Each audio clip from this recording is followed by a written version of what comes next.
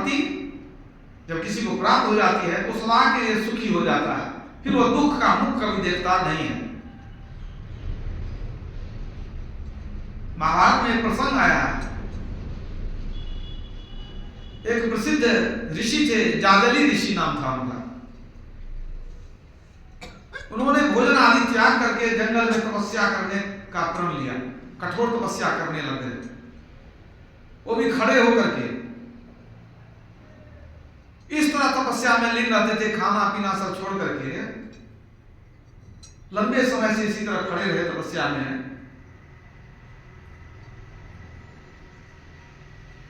पक्षी ने उनके सिर पर, जटा पर घोंसला बना लिया।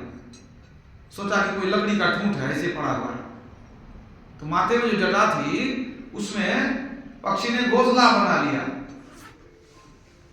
और उसमें रहने लगे। होते होते वो उड़ करके दाना चुगने जाते थे, पक्षी गण फिर आ जाते थे, उसमें बढ़ जाते थे।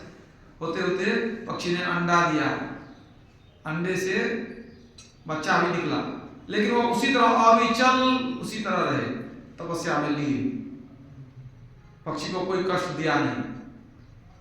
अब अंडा भी फूटा, बच्चे भी निकल गए। अब बच्चे उड़ करके बाहर भी चले जाते थे, फिर उड़ करके घोंसला में चले जाते थे। उनके माथे पर जो जटाओं में घोंसला बनी हुई थी।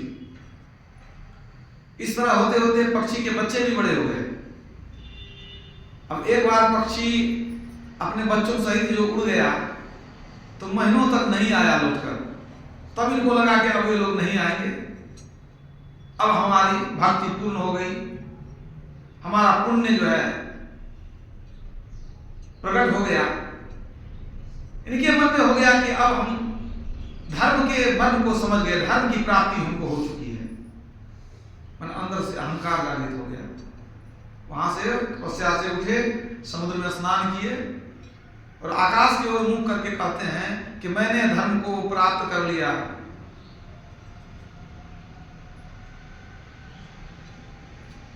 अहंकार हो गया उनके मन में। इसी बीच में आकाशवाणी हुई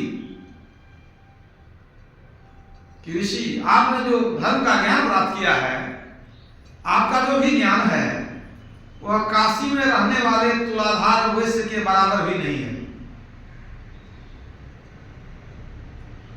ये सुन करके जाजली ऋषि के मन में क्रोध भी उत्पन्न हुआ और अपमान भी मालूम हुआ कि इतनी लंबी तपस्या हमने की है और आकाशवाणी हुई कि काशी में तुलाधार नाम का एक वैश्य है, बनिया है, उसके समान भी धर्म की प्राप्ति नहीं हुई है, ज्ञान की प्राप्ति नहीं हुई है।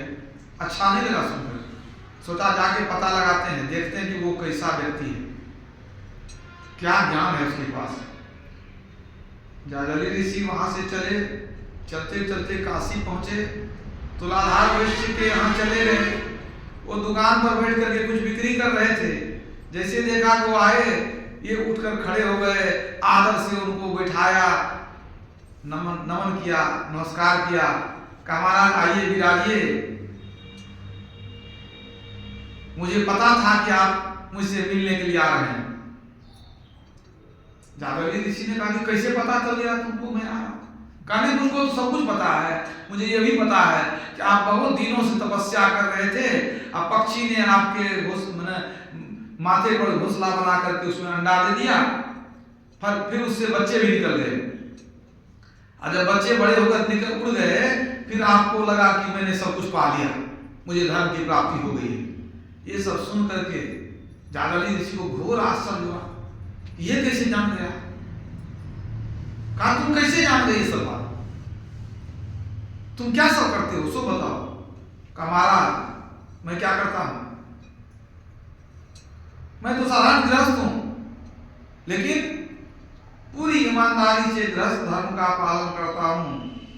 और आप देख रहे हैं कि मैं व्यवसाय करता हूं, मैं व्यवसाय करता हूं तो डंडी को सीधा रखता हूं, मतलब इसमें छल कपट नहीं करता हूं, मैं अपने रोजगार के प्रति ईमानदार हूं।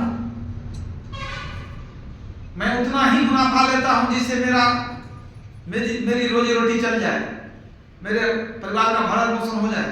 मैं किसी से नाजायज पैसा नहीं लेता, ऊंची दाम पर नहीं बेचता, मैं मिलावट नहीं करता हूं, मैं अपने काम के प्रति बिल्कुल न्याय रखता हूं और भक्ति भजन भी करता हूं।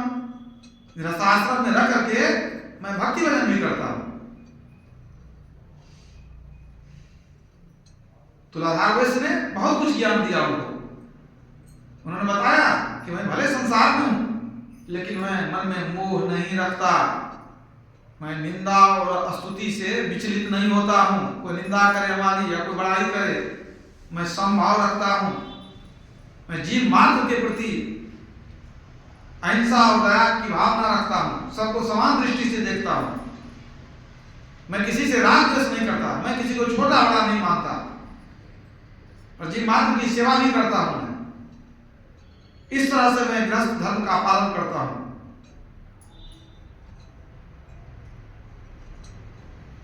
ये सब ज्ञान मिलने के बाद जादली ऋषि की आंखें खुल गई कि मैं तो तपस्या किया तो मुझे इतना अहंकार हो गया। और ये गृहस्थाश्रम में रह करके शुद्धाचरण रखता है, ईमानदारी रखता है और भक्ति भी करता है, पवित्रता रखता है, भक्ति भी करता है और यहाँ बैठे बैठे सब कुछ जान गया। वास्तव में यह हमसे अधिक ज्ञानी है, हमसे श्रेष्ठ है। उनसे बहुत उपदेशों को सुना जादली ऋषि ने और तब जादली ऋषि वहां से गए और आगे मोक्ष के मार्ग पर अपने को आरूढ़ करने के लिए उन्होंने कुछ ज्ञान सीखा तुलाधार वैश्य से। तो ऐसा नहीं है कि घर द्वार त्याग करके कोई जंगल चला जाए, कोई हिमालय की गोद में चला जाए तो बहुत बड़ा वो साधक हो जाएगा। असल है मन को संभालना, मन को पवित्र करना, मन को विकार रहित करना।